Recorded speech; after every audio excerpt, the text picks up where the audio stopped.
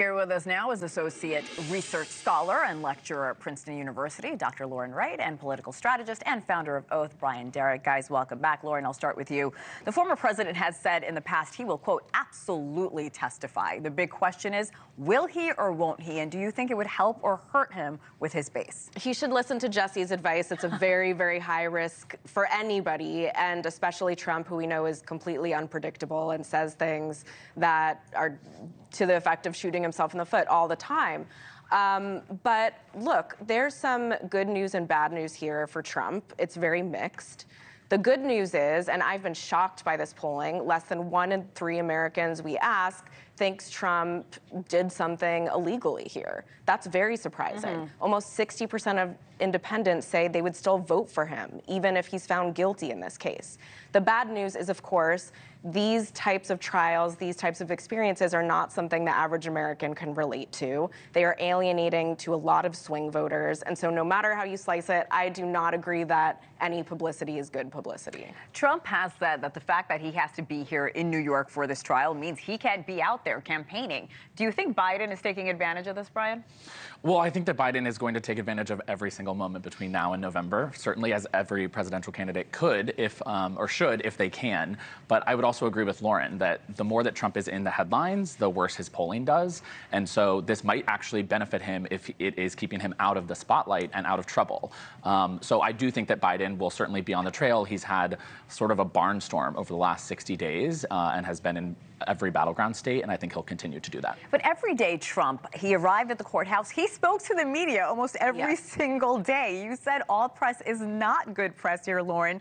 Do you think that's the case for the former president? It depends how he spins it. Yes, right. He's campaigning. So if he spins it as, you know, this could happen to anyone, the longer they're focused on me and we're not on Joe Biden's failing economy and immigration system, that's a good message to send. But if it's relitigating the 2020 election lies, if it's talking about I'm a victim and look how badly I'm being treated, those messages have been tested and they tend not to be effective messages. However, most Americans are still not paying attention to this. And when we look at issues and we ask voters, what's your top issue in the election, this does not even rank the top 20. People do not care on average about Donald Trump's legal issues, about saving democracy. And so that's why I think Democrats are smart not to focus on this, to let it be, and to focus on issues that benefit them, like abortion. Well, Trump's trial has taken up so much of media coverage all week with all the networks, including us, of course. Doesn't that hurt Biden if Trump is constantly on the news anyway? I don't think that it actually does hurt Biden, because I would say that, to Lauren's point, people do feel that falsifying business records to hide a hush money payment is a serious crime.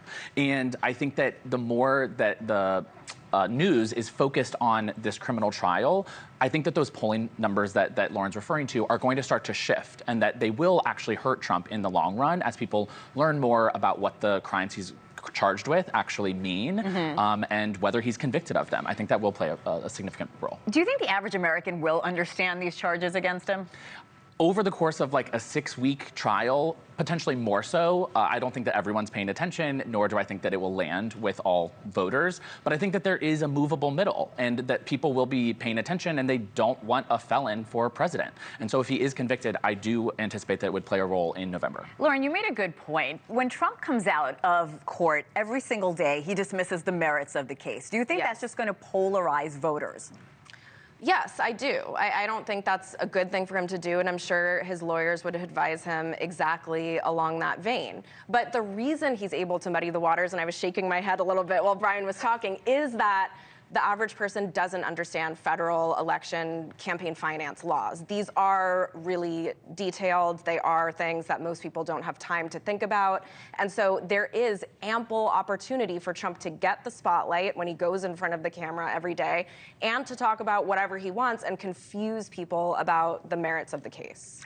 Such an interesting discussion. I know we'll be having it for days to come. Lauren and Brian, thank you so much.